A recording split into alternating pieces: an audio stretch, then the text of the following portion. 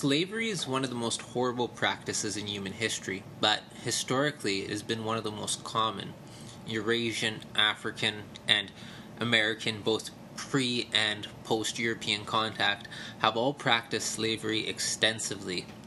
By the time of Hammurabi's Law Code in 1750 BCE, it's clear that slavery had already long been established in Mesopotamia.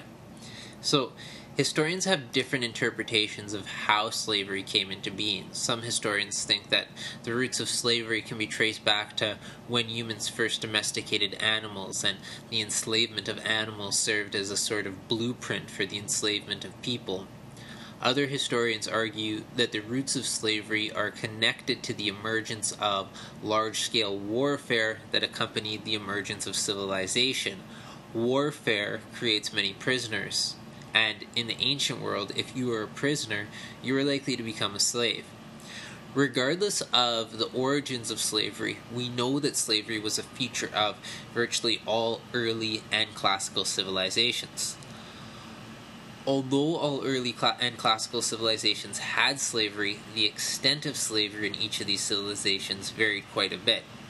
In China, slavery was a pretty minor element. About 1% of the population in China were slaves, and slaves were typically convicted criminals and their families, and peasants who were unable to pay their debts. So, at 1% of the population, it didn't make up a major part of the Chinese economy. In India, people could fall into slavery as criminals or debtors or prisoners of war. But again, it was a fairly minor element in Indian society. In India, slaves also enjoyed some rights. Owners were responsible for providing for the well-being of their slaves, and owners were forbidden from abandoning their slaves in old age. Slaves were even allowed to inherit property and could earn their own money in their spare time. There were rules against raping female slaves, so a master who raped a slave was required by law to set her free. Laws encouraged people to free their slaves, so all these things suggest that slavery was fairly subdued in India, and like in China, didn't make up an enormous part of the economy. But unlike China and India, slavery did play a major role in the Mediterranean world. So it was practiced in China and India and Persia, but Greece and Rome in particular can be called slave societies. Classical Athens, which is considered to be the birthplace of democracy, ironically had about 60,000 slaves at its peak, or roughly one-third of its population. And in Athens, slaves couldn't become citizens, they couldn't gain political rights or own land. Even if a slave became free, they were still not allowed to become a citizen. And in the Roman Empire, slavery was even more widespread. At the beginning of the Common Era, there were between 2 and 3 million slaves in the Roman heartland, or roughly 35 to 40% of the population. The majority of these slaves in Roman times were prisoners of war who were captured as the Roman Empire expanded and conquered new territories. So, for example, in 146 BCE, when Rome conquered the North African city of Carthage, they enslaved 55,000 people all at once. And in both Greece and Rome, slaves were like a renewable resource because children of slave mothers were regarded as slaves themselves. So, in the Roman Empire, children who were born as slaves were called homeborn, and they were typically easier for masters to deal with than people who had known freedom earlier in their life. There was no slave race in the Roman Empire, so the Romans enslaved many different ethnic groups: Egyptians, Syrians, Jews, Greeks, Gauls, North Africans, all found themselves enslaved at one point or another. And naturally, Romans considered themselves to be civilized and the people they enslaved to be barbarians. So, slaves were an extremely important part of the Roman economy. Most slaves worked on huge farming estates called latifundia. These estates produced grain, olive oil, and wine, mostly for export, much like later plantations in the Americas. Roman mines were also full of slaves and criminals. One noteworthy element of slavery in the Roman Empire is how slaves were punished if they rebelled against their masters.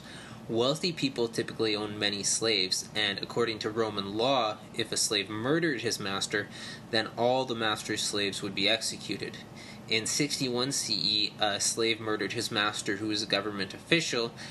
His master owned 400 slaves. All 400 slaves were executed. So, why were people in the Roman Empire willing to accept slavery? Why was this able to occur? It looks like in most instances, slaves lived in fear and just did what they needed to do to survive. But from time to time, slaves would rebel against their masters, and more often than not, this rebellion was of the non-violent, sort of harmless kind. Slaves would steal from their masters, pretend to be sick so they wouldn't have to work, do a really half-assed job, and so on. A lot of slaves ran away, and in the Roman Empire, catching runaway slaves was a very lucrative trade. So you had men, you could call them detectives, you could call them bounty hunters, and what they did was track down and try to arrest the runaway slaves. But every now and then, slaves would organize and rise up in violent rebellion. The most famous slave rebellion occurred in 73 BCE when a slave gladiator named Spartacus, along with 70 other slaves who were training to become gladiators, who were slaves who fight sometimes to the death for the amusement of the Roman public, led these gladiators in training in a rebellion in a bid for freedom.